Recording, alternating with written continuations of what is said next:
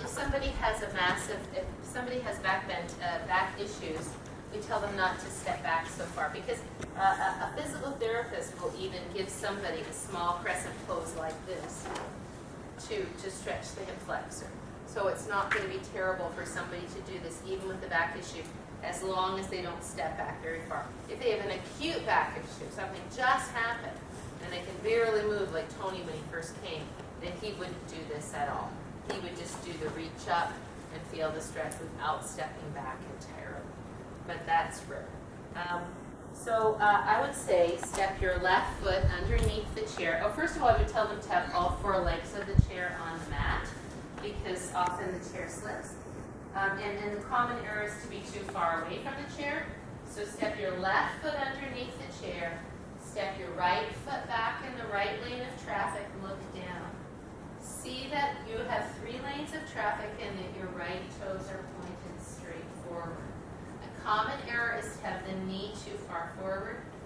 We remind them, in general, the knee does not go past the ankle in yoga. Then what I'll do, you don't have this, as I'm doing this, you're not remembering having seen this before? Well, you've seen a lot of yoga one. How do you tell them how far back to step? I'll say take a big step back. Take a big step. With the heel up.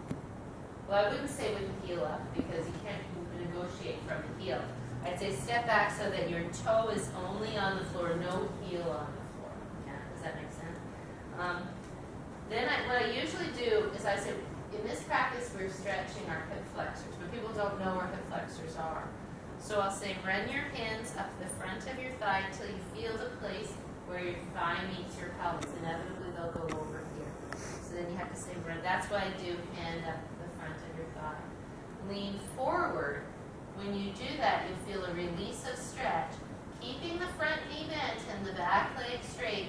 Inhale, draw the torso forward and all the way up so that your chest is looking out the window or parallel to the window. Pretend you're facing it. Did you feel this stretch? Oh yes. Some of them have the back leg like this.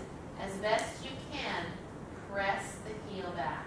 So remember, this is a pose about pressing the back heel back, not about driving the front knee forward, which is why this is a great way to learn it, because the chair prevents you from driving that knee forward, yes? So what we might do, if it's an ultra-gentle class, is we might just come up on the toe. Inhale. As you exhale, press your heel back and draw your belly into your spine. So they're just getting the feeling of this. Then we will say, adding the arm on, grow your arm up out of the sideways, lift it up high. As you exhale, press your inner heel back and reach the arm up tall, feeling the whole right side of your body stretch.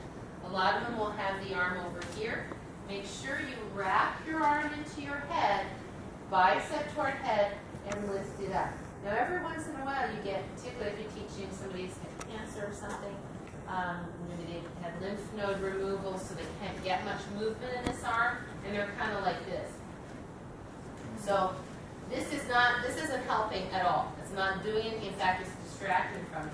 So what I'll usually do is I'll notice that. I'm not going to say, hey, Sally, your arm isn't helping now. I'll get them going on the second side. Then I'll go down and say, why don't you just put your hand down? Because it's kind of heavy just to hold it here. And then I can explain to them after that anytime you have restricted range of motion, you can either be working on that range of motion, like say the person's arm is here, and they were lifting it the best they could here, then that would be okay. But if it's just not giving them any help at all and it's only a hindrance, then it's better to just leave it at, right? Then to come out, lean forward to step back foot up to front. So the sequence I often did yesterday in Yoga 1 is we do sit on the chair with blocks if you're taller, or no blocks if you're not so tall. We do the seated pigeon stretch. Then we do the foot point and flex. Then we do the foot circles, the whole leg circles, yeah? We do that the other way. Christy, if you have anything you want to jump in on, go ahead. Now we've been sitting here for a while, so then we'll stand up, we'll go behind the chair, and we'll do crescent pose here, because then we stretch out the hip, and then we usually come forward, and then we step back foot to link your pony, right? So now we've stretched out, because here we're contracting the back, so then when we come back, we stretch the back, and then we can start that sequence again. It's a great sequence for Yoga 1. I'll say it again. It's seated pigeon to point and flex to leg and foot circles, which, I mean, you know, it's crazy if you look at these and think, oh, that's just kind of, I remember thinking years ago, well, that's just kind of filler.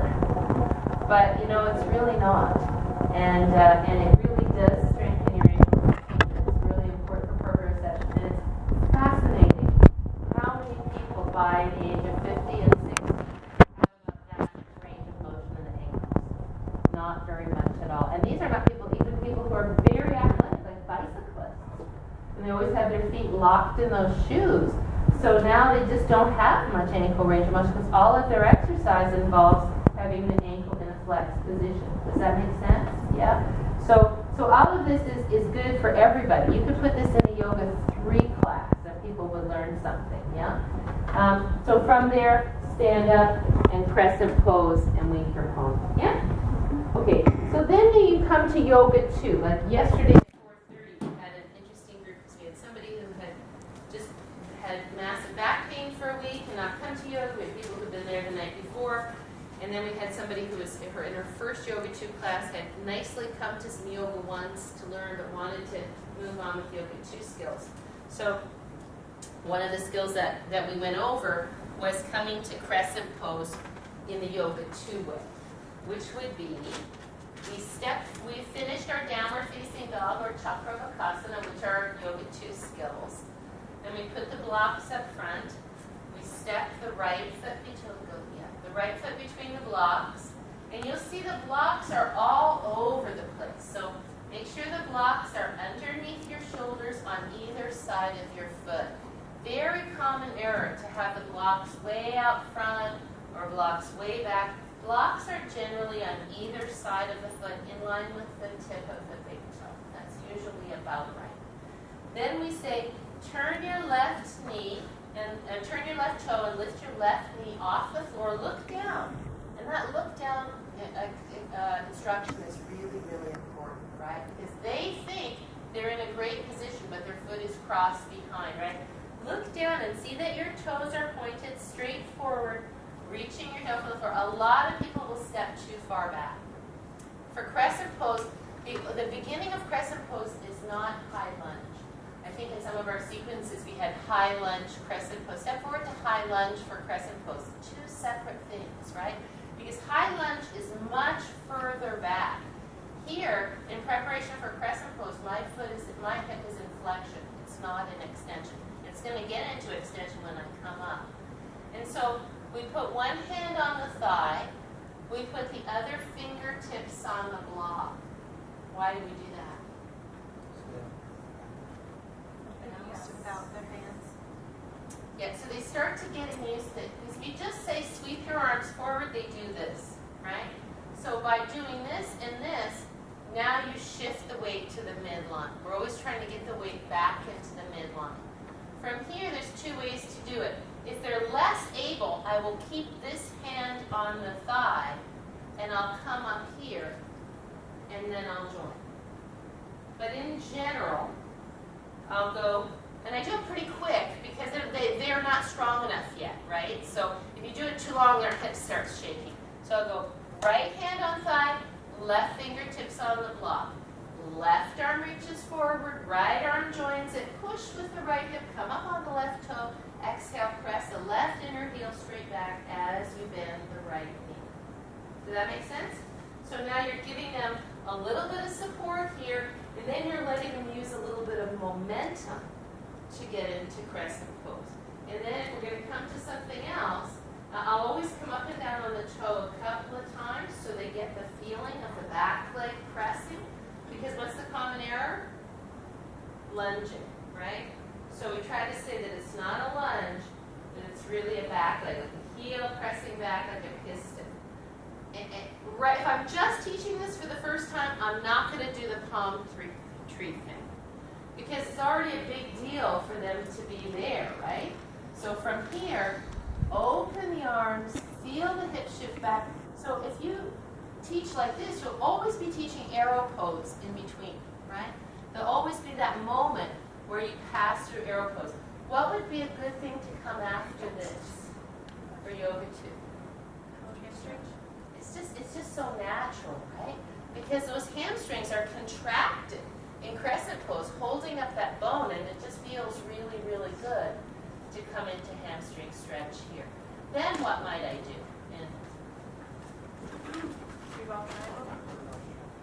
Right. Again, it depends on the group, a revolve triangle or revolve high lunge. Yeah? They've all learned revolve triangle in Yoga 1, whether it be on the chair or on blocks. It used to be that I always started everybody on the chair in revolve triangle, but now we have people who are in Yoga 1 who can fit on the blocks and maybe are better, they're too flexible for the chair, they arch their back, right? So now we kind of do both. But, and revolve high lunge takes a little more strength than revolve triangle, because you've got to hold your hip up in midair, right? So either revolve triangle or revolve high lunge. Does that make sense, everybody? Yeah, so that's crescent pose for Yoga 2. That's how you learn crescent pose. Yeah. When you were out of crescent pose and you came down to hands on blocks, did you go down forward or down to the side? Great. It's an excellent question. Why would I choose to take my arms to the side as opposed to forward? There are two main reasons. Back extension. I'm gonna get it either way. Right? That's number one. Is that when I come like this, I have added weight on my back. So as soon as I come like this, the weight is back here, more to my fulcrum. The other reason is Opening the chest prevents the back rounding forward. that's true. Also, I've had my arms up for a long time, right? These are tight. So the next thing to do is to open the arms. So that's the same principle as why not do this in your sun salutations? Because then you don't get any of this, right? So if you've been in this for a while, you want to go to this. If you've been in this for a while, you want to go to this. Does that make sense? That's a great question. And I feel that way. Like if we've been in down dog, we step forward and we come up because we want to get the spine into extension, right? And that's in Yoga 3, and we're going to come to that next, right?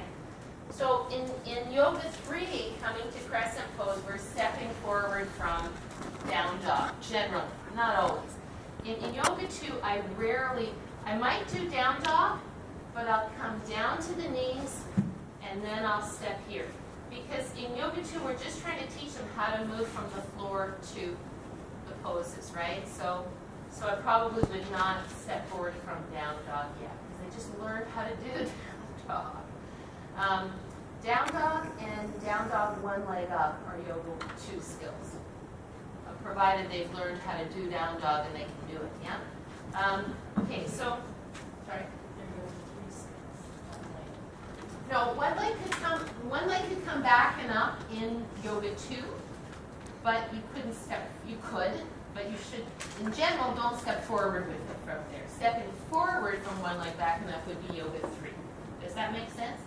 So say now it's a good, strong Yoga 2 group. They've learned they can do downward facing dog.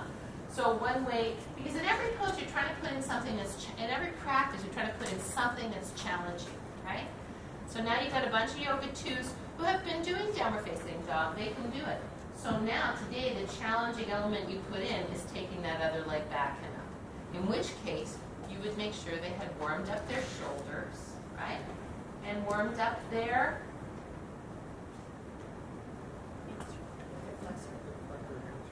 hip flexors and hamstrings, right? In other words, in a Yoga 2 practice, you wouldn't put down dog one leg back and up earlier in the practice. You'd put it a little bit later once those things have been warmed up, yes? Same thing even for Yoga 3. I do the first step forward without taking the leg back and swinging for two reasons. One is that I want people to develop core strength and core orientation. And when you swing, you can have absolutely no belly action. You can just fling that leg through and not do it with your breath and not use your belly. And the other one is when you swing your leg through, there's more momentum. So as soon as you have more momentum, there's more risk. And if people aren't warm and their hamstrings aren't warm up, that little twingy tear of the hamstring is never any fun. Yeah, you know what I'm saying?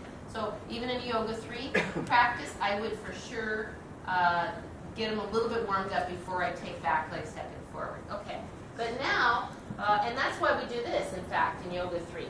We have the blocks up front, and we downward facing dog.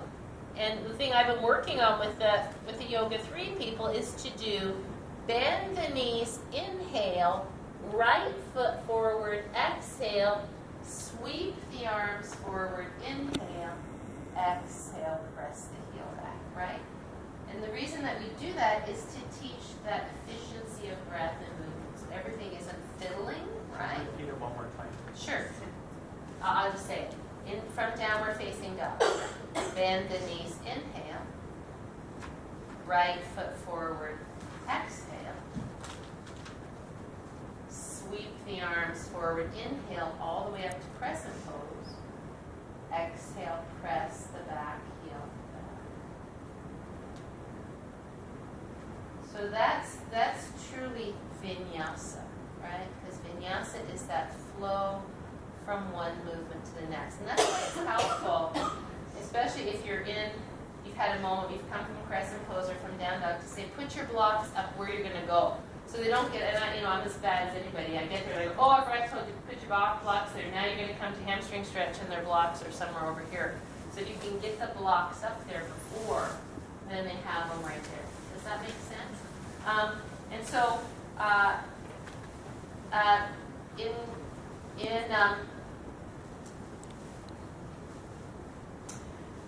when you step forward in B series, it's a little bit different. When you step forward in B series from downward facing dog, you're not going to sweep the arms forward.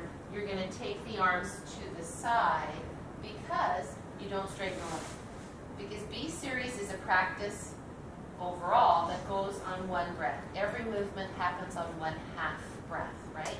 So I don't have time to step forward, exhale, inhale, right? I have to go step forward, exhale, inhale the arms up, exhale, shift back, keep exhaling, keep exhaling, keep exhaling to there.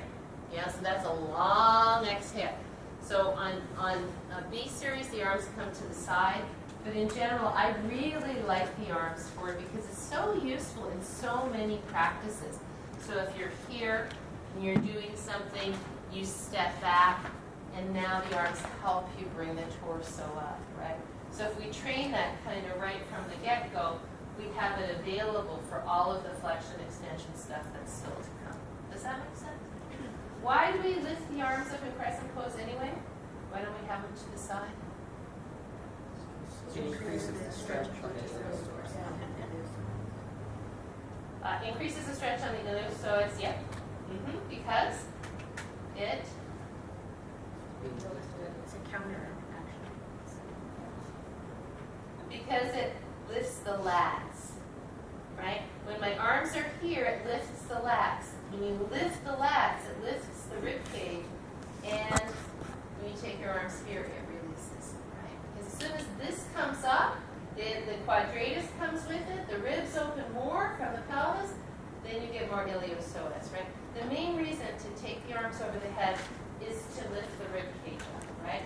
When I'm here, you can just try it. When your arms are here, your rib cage is down. When you take your arms up, you get more stretch through the spine because the rib cage comes up. Does that make sense? Yeah.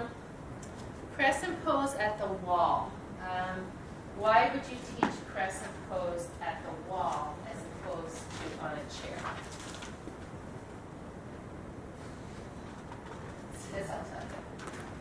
Because at night, in the daytime, I always teach crescent pose on a chair, always. Because we have a chair out for a lot of things. At night, I kind of make a determination about whether we need to have a chair. And to be honest, if there's somebody that comes that really needs a chair for a lot of things, and maybe is a little older and maybe a little less able, I will often say to them as nicely as I can, is it possible for you to come during the day? because for older people, our classes, our Yoga One classes during the day are a little bit better because there's so many people of that same age. In the evening, you could have a 20-year-old who's coming to yoga because she wants to learn, she wants to learn the fundamentals to go on to Yoga 4. So you've got a much more mixed bag. So I never want people to feel like they can't come in the evening, but it's going to be a more it's going to be easier on me, and we're going to do more practices on balance and things like that in the daytime that would really be applicable to them. Does that make sense? We certainly don't want anyone to feel unwelcome, but I try to steer older people to the daytime classes if they can come.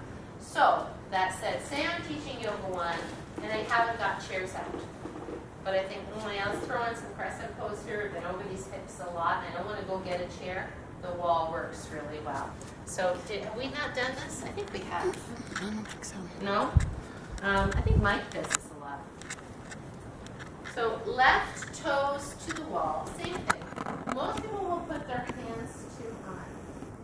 Hands very low. Step to right foot back. I'll always demonstrate it first. Why? Because they can't see you when they're facing the wall. So it sounds like obvious, but I can just see that happen. Okay, let's go to the wall. We do crescent pose. You start calling it, and everybody's going like this, right? You have to give them a visual first. So I would demonstrate it first.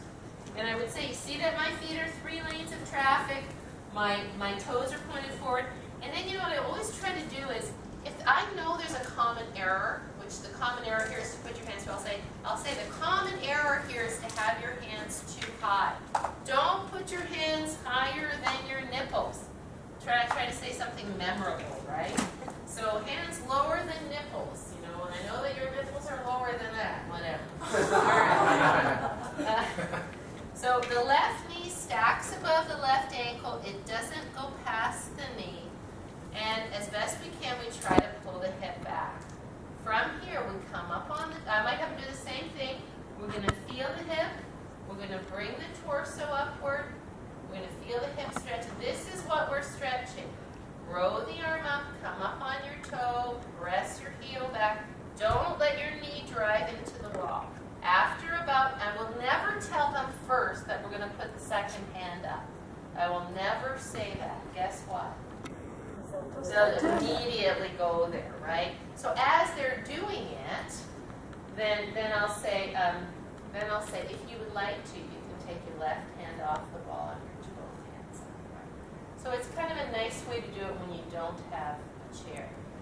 Then as a counter pose, so then I will still say, lean forward, step back, and you can also use the wall as orientation. See, your spine is upright, just like the wall in front of you. Yeah. Don't press your ribs toward the wall. Keep the ribs in.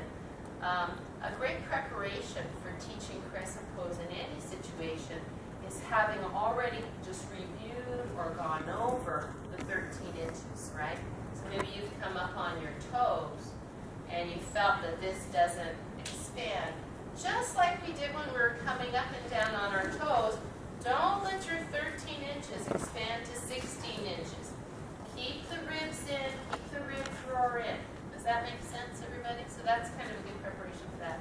Often, the counter pose I do here is hold your bum, bend your knees, separate your feet, lift your bum up, put your sit bones like 2 hooks on the wall, walk your feet away, bend your knees, fold your ribs, drape over your legs, let your head hang, breathe your ribs wide, relax your shoulders.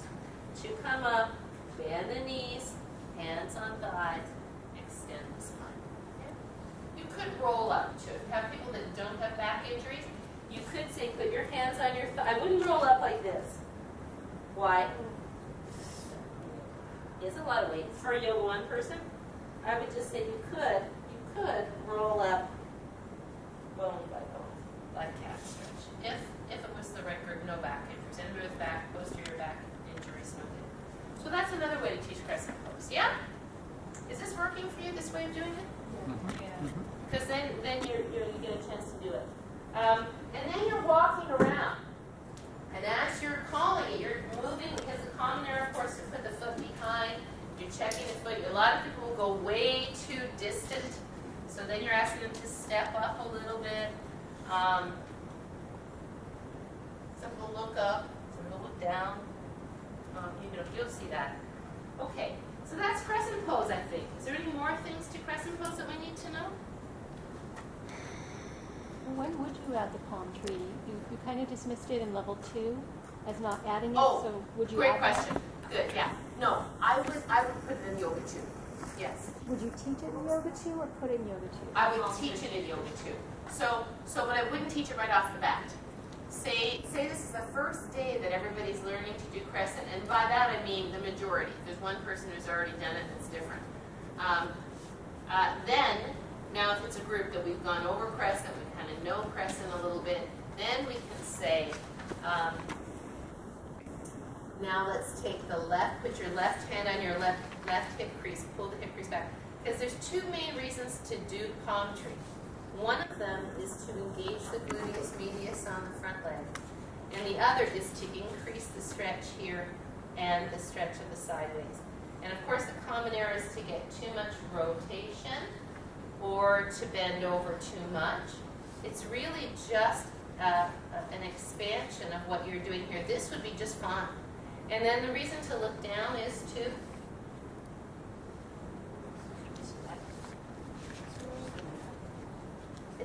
feel your balance without looking forward.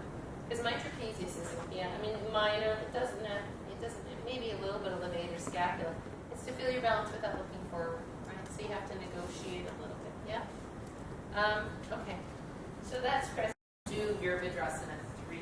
No, Virabhadrasana 1. Virabhadrasana 1 and crescent pose. And I'll tell you why we don't do Virabhadrasana 1.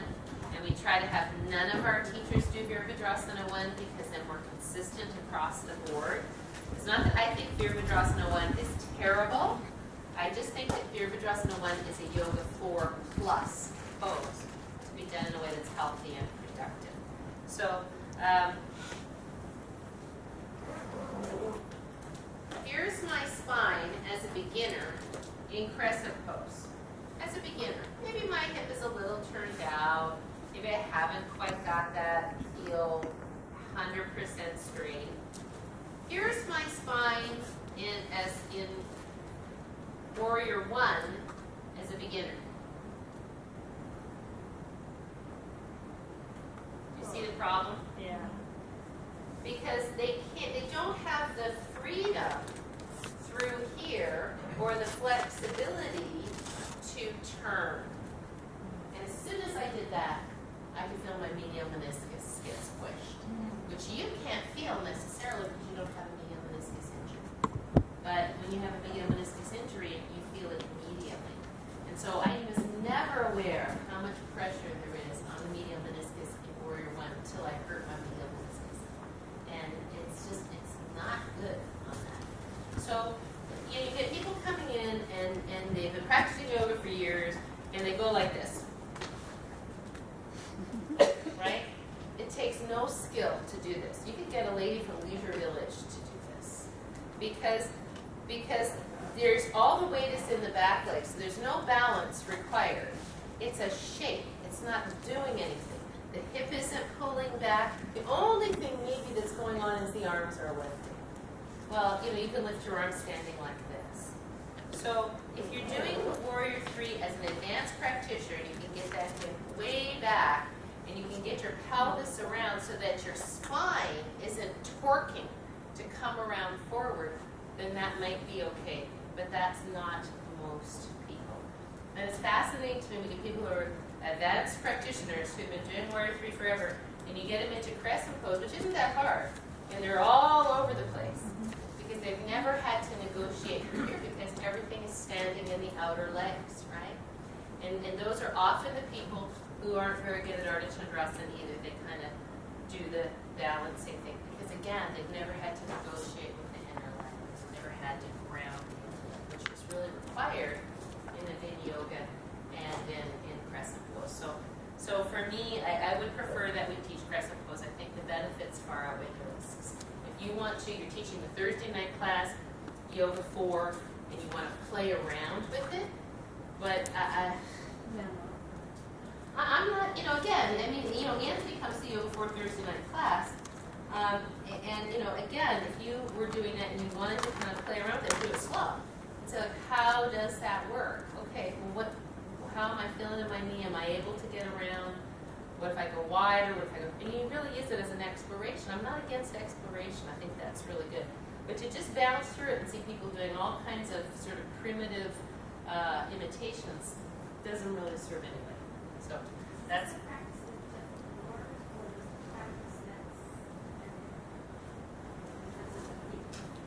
Well, I love that Donna Farkey is now teaching feet forward, because I think of all the teachers that I really like in the world, Donna Farkey is way up there at the top of the list, and a former very high level IER practitioner, and for exactly the same reasons. Because there's a difference between what Mr. Iyengar said and what people actually do, and so that's my reason, and that's why we do things like this. Because as soon as you do any forward bend with the back foot turned out, or even slightly turned out, you miss the IT bend. As soon as I bring this over like this, boom, my IT band gets stretched. The IT band is coming toward the knee. So I just find this is so much more productive, and this is the way I would like to teach it here. And I think that our practices have borne it out. You see people up here.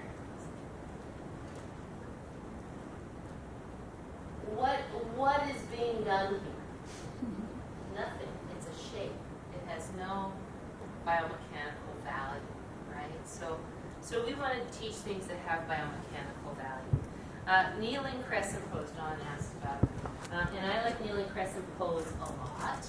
I don't teach kneeling crescent pose in Yoga 1, because there's so many people that can't get down on their knees in Yoga 1. Now, if you had a Yoga 1 person who is 20, they can learn it in Yoga 2 when they get there, because they're only going to spend a short time in Yoga 1 anyway. Just like that lady yesterday, she's come to like 5 Yoga 1s now. And I said, I think you can go to Yoga 2, because she doesn't really need to be in Yoga 1 any longer. So I like to teach kneeling crescent like this, with a blanket on the floor and stepping the foot through the blocks, turning the toe, and then placing the knee so that I'll demonstrate it first, so that what hits the floor is the spot above your kneecap, not your kneecap, not your shin. So that, and then we say, because the intention is to stretch the frontal hip. A lot of people will be like this, and they'll think they're doing it because they're kneeling, right? But now they're really not stretching this the way they could. So slide the knee back, and then maybe you just hang out here with the spine long. Sometimes I'll even have them reach the block forward just a little bit so that they get that thigh bone drop, and then walk the blocks toward the hips, slide the knee back a little bit more. Feel like you're lifting your torso up off your leg. In fact, sometimes I'll have them put their hand on their thigh so you feel that space in the hip joint. And then stage 2 would be the arm up. Now this could be done in Yoga 2. You can always offer it, but if you do it right away, don't offer it right away, because they'll always take it and then they'll go like this, right? So this could be, generally this is Yoga 2. And then what I'll usually follow this with is kneeling hamstring stretch. I wouldn't start with it. Why wouldn't I start with this whole sequence of practice?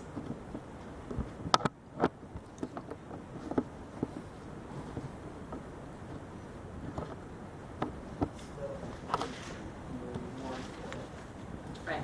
So you want to start with something that gives you a little more freedom, right? As soon as you get here, you're a little more locked down, right? You know you've done this before. This is far more intense than doing it up here, right? So if you're going to do that, you may have done something else, and then maybe sometimes I'll do this. Sometimes I'll do crescent pose like this. I'll stretch here. Then I'll lift up and I'll say, now let's do it standing. Just make sure you always tell them, move the blanket out of the way, or keep the blanket between your feet. And then come to crescent pose. So now you form that up. And then you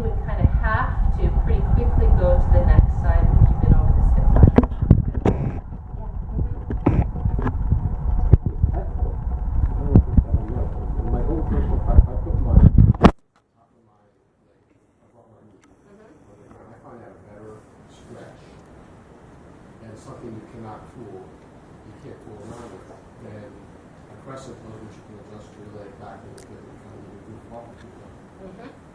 Or if you're not capable, you can still do it.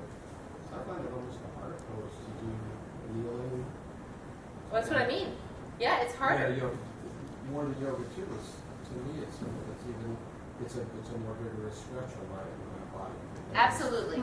That's why at yoga 2 level you would warm up first. Yeah. You wouldn't use that as a warm up. Yes, it is definitely bigger. 2 questions. Yes. Is it okay to have a slight arch in the lower back in that pose? Okay. There's no way you can't, Okay. right? Yeah. Well, you could do this. You could just lean forward like this, right? And not have an arch in the back, which is okay too. Okay. I like this a lot, yes. And then 2, will you call it out for us so that we can write it down, or so I can write Sure. it down? Sure. If instructed. No worries. Okay, so we're kneeling on our blanket, and we'll step up the left foot between the blocks.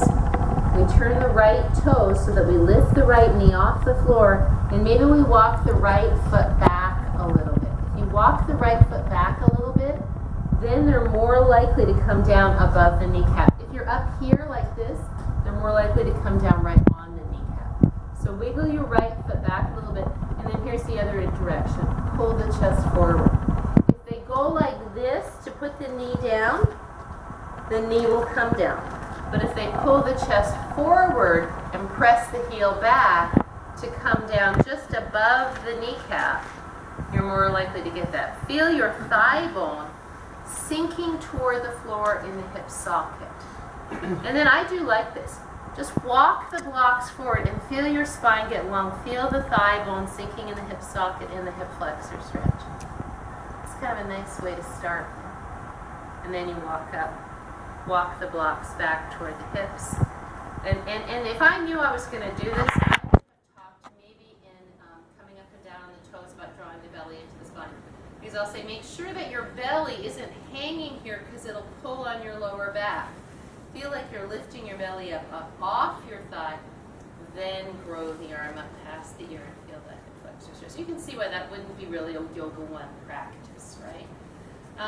Now, if somebody says they can't put their knee down at all, another thing to do is to have them do it with a bolster and put the bolster right above the knee. And often people who don't think they can do it, if you put a bolster above the knee, it's enough padding that they can do it. And if they can't do it, then you have them do crescent pose. Crescent pose with a chair. Not so, because they make more and more, and this will be, this will be our thing now. More and more people are doing knee replacements, right? So kneeling gets harder and harder and harder for a lot of folks, sadly. All right, good. That wouldn't be my choice, because number 1, with beginners, freedom before leverage. You got to bring some warmth into the muscles. Let them do some standing poses. Let them move the joints around. Let them get them synovial fluid going. You don't have to do the biggest standing poses ever before you start yanking on the leg. That's my big problem with starting with 6 hips. I think that there should be some warmth to it. But Iyengar yoga has never, at least in my experience over I don't know how many millions of years, they're not really concerned about warming up. They just do the pose, right? Come in. Thank you for waiting. They just do the pose. So it's just not, it doesn't fit in with the Vini yoga way of doing things. In Vini yoga, you always warm up, you come in, you come out, you move the joints, you move, and for me that feels better. It just makes more sense to me. It's like if you go to ballet class, you do some pliés before you do a grand jeté. You don't just go into it. So,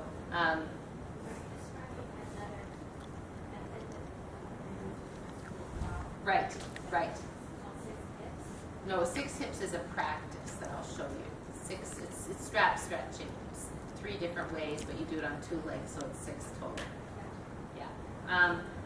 So my request is don't start your class with 6 hips, unless maybe it's an advanced practice and you're trying to make a point. But even then, I would put it in later. So let's go over how to do that.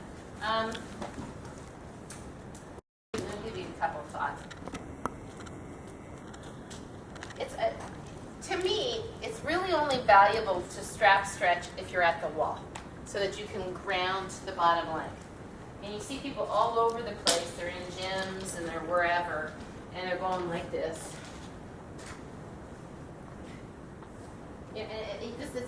It just has no integrity. And there's some stretching going on, but there's a lot of other bad stuff going on or useless stuff going on. So now with ultra gentle folks, we have them use the strap around the foot, and we have this foot flat on the floor, right? And so that would be the alternative. If you're going to have the legs straight at the bottom, then the leg should be against the wall so that it gets grounded, yeah? But if you're going to be without the wall, then you put the foot flat, yes? So let me just show you this first and then we'll do it. Because, there are other schools of thought.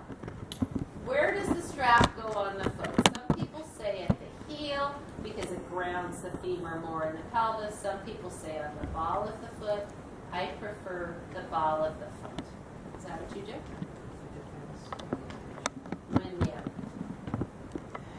Well, let's talk about that in a sec. So for me, when people do like this with the foot in flexion, they pull the foot so hard that they just hyperextend the back of the knee. They're putting a lot of force on the knee. Yeah. Here the thigh is slack. What's the rule? What's the rule of reciprocal inhibition? What does reciprocal inhibition mean in stretching?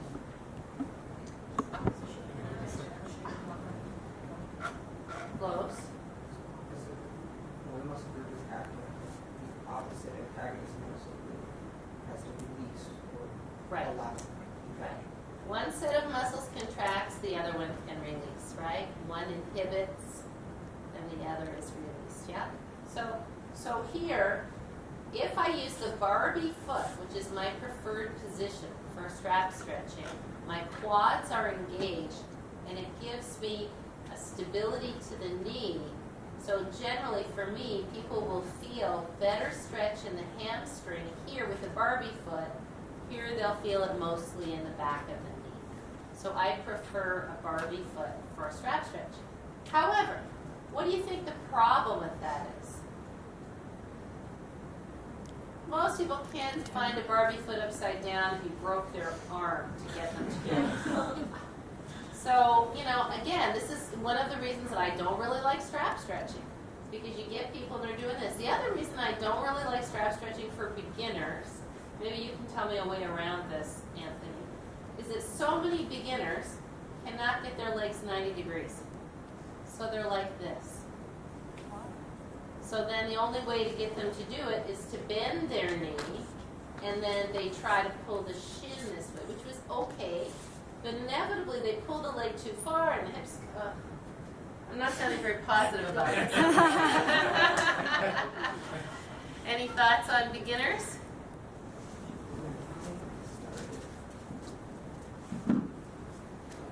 Staying here and beginning to then put pressure, trying to straighten the knee so that you're going here. If you're closer, that's fine.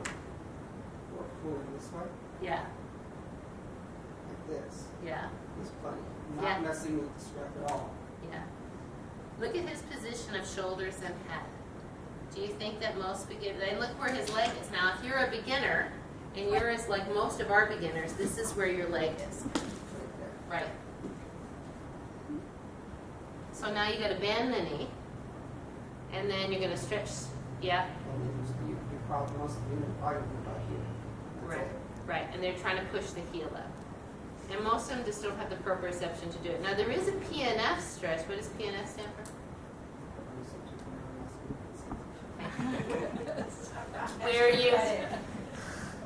Where you pull here and you resist. So now I'm pushing my leg against my hands as hard as I can, then I release and stretch my leg out. And I would say that for yoga 3 students who have tight hamstrings, you could do that as a practice, right? Because they have the wherewithal with their whole body to do that. For yoga 1 people, to say pull, resist, push, the legs up in the air, they don't really know what they're doing. So Christy, why'd you ask about this anyway? I thought you mentioned we're gonna go. Yeah, yeah. Let's- Yeah, because we do it with Ultra Gentle, right? But there's 2 or 3 of us. Circular. Right. Right. No. Because I'm thinking about like how to make this useful for everybody. No, I want to do it because it's a valid practice. It's just tricky. So I guess like this is what I would say. If you have beginners and you're doing this, you start like you take them to the wall. And this is if I do it. Because I do. Like, has anybody ever been in this class? Yep. Stretching? Yeah. So you just got to run around like hell to help everybody. So you have them put the strap here, and if they're beginners, there's no way I can teach them Barbie foot. I have tried, it's silly. So most of them are kind of like this. So you have them take the thigh to 90 degrees by bending the knee, not in too close, just where it can be. And then you say, reach your heel gently to the ceiling, but you have to tell them, don't pull your foot really hard, because then they're just overstretching the knee. It can come a little closer than 90 degrees. It's okay wherever it will go. But from the knee bend, you're pressing your heel toward the ceiling, right? If it's a beginner and their leg is already like that and they do this, what's going to happen? First of all, their leg will fall out and they'll forget about their leg because it's too many things to do at once, right? So what I might do is do that both sides. And the people that are flexible, if I can, I'll walk around and I'll ask them to press the ball of their foot up. You'll see the strap in all kinds of weird places. I would go for the ball of the foot. And so if they are flexible and they're pulling up like this, then I'll just say pull less and push the Barbie foot. So now they'll get more quadricep engagement and more hamstring stretch rather than just back of the knee stretch. Does that make sense, everybody? Tell me if I'm making sense here. Then what I might do is have them roll over. And now if these are Yoga 1 people who can't necessarily do this, we might press back and reach through the foot. And I might then say, if I can kind of see that this might be a good lesson, maybe even before I do this, I would go, let's learn Barbie and Ken foot. Here's Ken foot, we'll sit up. Here's Ken foot, here's Barbie foot, here's ballet foot, here's Ken foot, because we do that in that seated chair thing. So when you reach back on the floor, you're going to push back like that.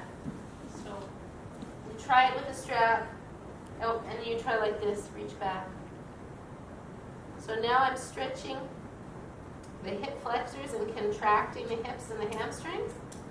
So I might do that, and then maybe I would go, okay, so now let's press the heel against the wall. Let's take the knee in, and let's reach back. And your objective here is to flatten the bottom thigh into the floor. It's not to pull in as hard as you can, because then what happens? See how the heel comes up and the thigh comes up? So hold the knee at a loose 90 degrees to the torso. And with every exhale, pull the belly down, press the heel into the wall. Watch that the foot isn't rolling out. Keep it nice and straight, press the heel. And then I might have them try, bend the knee, bend both knees to get the strap. If they're here, again, bring the knee in and press the heel up. Don't pull too hard on your foot. If they're here, gently press both sides, that side and this side. But I certainly, with beginners, wouldn't start with that. Why do you like putting the strap on the heel? The heel rounds. Yeah. And it's so if you're not as warm and you don't want so much stretch, more grounding into the femur, into the joint. But if you really want to introduce more stretch, then you can do, they say, air element in the ball of the foot. Yeah, but see, I don't get that grounding it right there like that, because it really grinds it. It's socking that thing down. Just like if I'm coming here, I don't want to weigh my pelvis real heavy on the head of the thigh bone. I want to keep that air space in the joint. So I get that you're grinding it to the back. I could see both, but for now, let's Most people, just, when they do it, yeah. their hips scrunch and they shorten the side of their body. Yes, yeah, you're right. It's the thigh bone down. You're right, yeah. So this is another common error, yes, is that when we take this leg up, I can see this being an all-day thing. People do this, right? So now I've got this all shortened up because they're trying really hard. The other horrific part of strap stretching is you get every kind of horrible thing you've ever seen in your life, and you're walking around trying to fix it. So the thing to say to people is, put the strap on your foot, shake hands with the strap.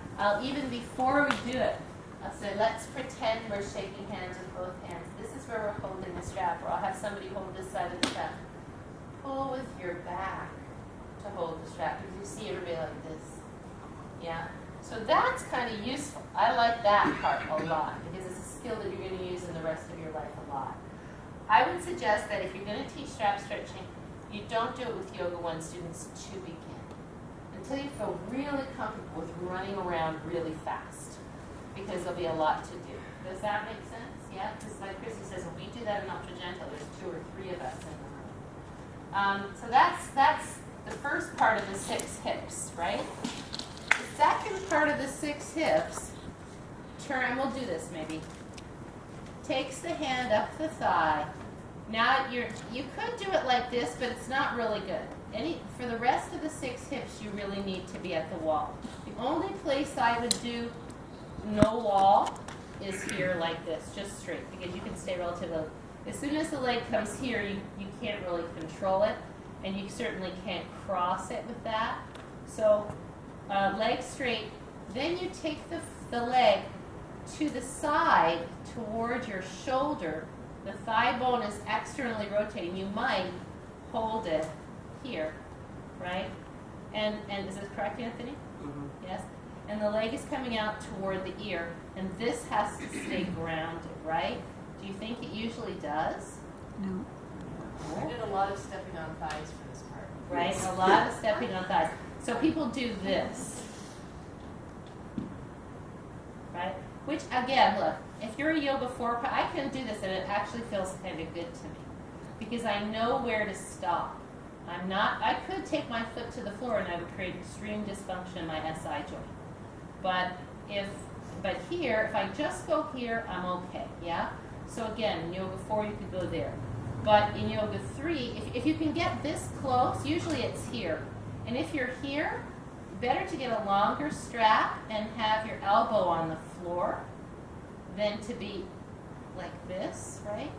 But if you're here and you can get it, you might as well go to the big toe, right? That would be 2 fingers here, forefinger and middle finger between the toes, yeah?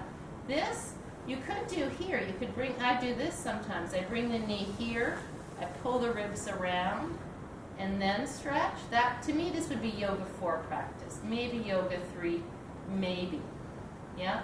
Then the third part of the 6 hips is the Jatara Parvattasana, right?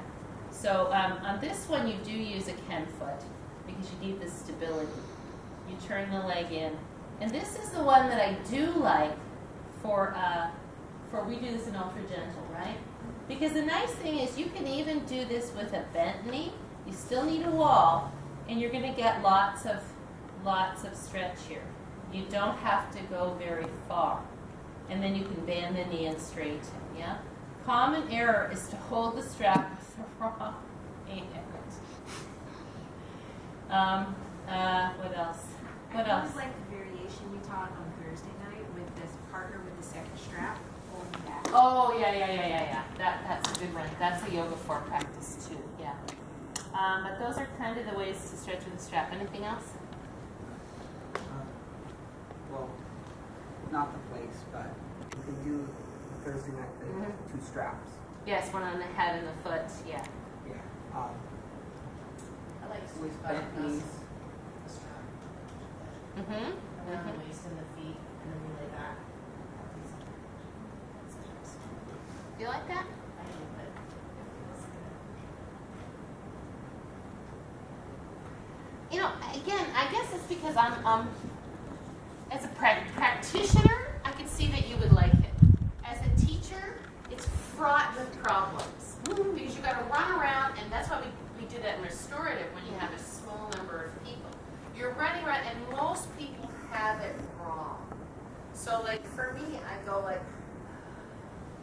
would rather do Supta-Baddha-Konasana with the feet up on the blanket or on a bolster where you're going to get it without, and you can get the pelvis flat underneath you for a big group. Does that make sense? Yeah? And so I see your point, but I also, like, as soon as I think of that, I just start to quiver with, like, oh my God, that's a lot. I've never done anything with the straps other than fooling around with the top, putting them along. So is there any point in learning this? Because it doesn't sound like you're really encouraging it at all. I mean, it just sounds like there's too many problems. I mean, what's the positive on it? The positives of it are that if you're a student who already has some awareness of your hips, and you get greater awareness of the movement of the thigh bone and the hip socket in a way that's very useful, I think, not crucial, but because of the grounding of the pelvis. And for the ultra gentle folks, it is a good way. I mean, and for Yoga 1, that's probably why I do a Yoga 1. Like when Victor Glory shows up, I often do it because it's a good step for his IT day. Because this one is one that you can't really go too wrong with, right? As long as you have the hip strap in the right hand and you're not tightening your shoulder, you turn the leg in. And because in Yoga 1, for example, it's really hard for them to do this. They fall over, it just is kind of hard. So I would say that that would be the value of it. Does that make sense? It's strap pulls the leg and it gives a good IT band stretch for sure. I Yes. think the reason we did it in Iyengar was because your goal is like this and you're supposed to do all these poses, but not everybody can do that. So you modify by adding the strap, which, you know, lengthens your arms and lengthens, you know, but it's not that it's a different point than what we try to do here. Like there you're trying to get to this, and here we're trying to stretch the IT band. You know what I mean? It's like a different, Right. it's a different intention. Right, because then the next stage after, after you have the strap is to be here and then to be here and then the idea is then you stand up and you do that, right? Right. But even an hour in yoga before classes, how many people can stand with this leg up without this hip going forward? Not very many. Not very many, right? And since I'm less flexible now, I can't, I can, but my leg is much lower than it used to be.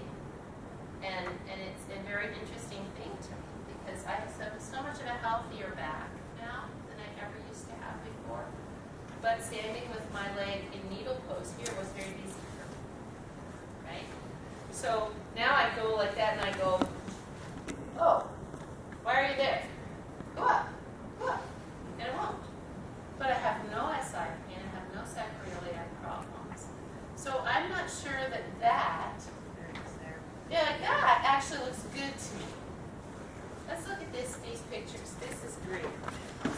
But I think in Iyengar you go, well, you can't do this yet, so let's modify it with some props. Right. No, this is great. Come on over. It's great to look at. Because it's beautiful to see a body that can do this. Right? See how nice and flat his hip is here? What, does he have a strap there? Was he his foot up on a wall or something? Well, there it's on a wall to modify, but I don't know. Oh no, his heel's on a he wall. is, yeah, he's on a wall. Oh. Yeah. And You look how practice, nice like, and on the edge of straight your bed. everything is. And then the other kind of thing, at least the reasoning that I thought that we did it was, if you flip the page around about like this, what do you see? Oh, triangle, or sort of. What- Yeah, Well, or try it. half moon, kind of Or in between half half moon, moon and yeah. triangle. Yeah. Turn it the other way. But the point is, most people Yeah, can side by. can barely approximate that. In this room, how many people could do this? Darcy. 2, I can approximate. right? 3. And every time you do that, your back hurts, right? And my hips. So again, I'm. The Supta one's back in the. Oh, let's see. So here. Wait, did I just turn to it? No, Suptas are past here. Just had it, and I handed it to you. Like I that. used to have a spoke. And it's coming up. I saw Nice it. shoulder stand. Oh, here. Here, let me flip and then I'll show Oh, you. wow. I'll get it to you. So that said, I think what we should do is, because I don't really want to spend a whole lot of time going over this. I think what we should do is when you are in class and I am teaching someday, you'll all be there at different times, say, let's do strap stretching today. And then I'll do it, right? And I'll go over some of these points and you can do it. Because as beginning teachers, I don't want you to do strap stretching. Because it's not really your, you should stick with the simplest things first, the things that everybody knows. And then once you feel confident and you feel like you kind of have the idea of it, then you could do that, right? And also they trust you. Because I know Anthony is very comfortable with strap stretching, but if he comes into a Yoga 2 class and we hardly ever do strap stretching and he starts with that, they're gonna be like, uh-oh, he's really different. Which some people will love, and some people will go, yeah, we don't really do that. Do you know what I mean? So it's always better to demonstrate that you know what we do, get people to like you and be comfortable with you, and then you can add that stuff in. And I wouldn't mind Anthony doing that because I know he knows what he's doing. You know, he's done it a lot. So there's the Utita and there's the Supta. Yeah. So just to get your hand on your foot like that requires a lot of flexibility, right? More flexibility than most people here would have, and you're the teachers. And so that's the other thing is you can't teach something you can't demonstrate. So that becomes a bit of a problem, yeah? But let's just do a very simple strap stretch, the kind that you might do with Yoga 1. And we'll go over a couple of those points because then we can do it in Ultra Gentle too. Not all the millions of variations. Is that all right? Yeah? Okay. So let's take your mat to the wall and get a strap and we'll do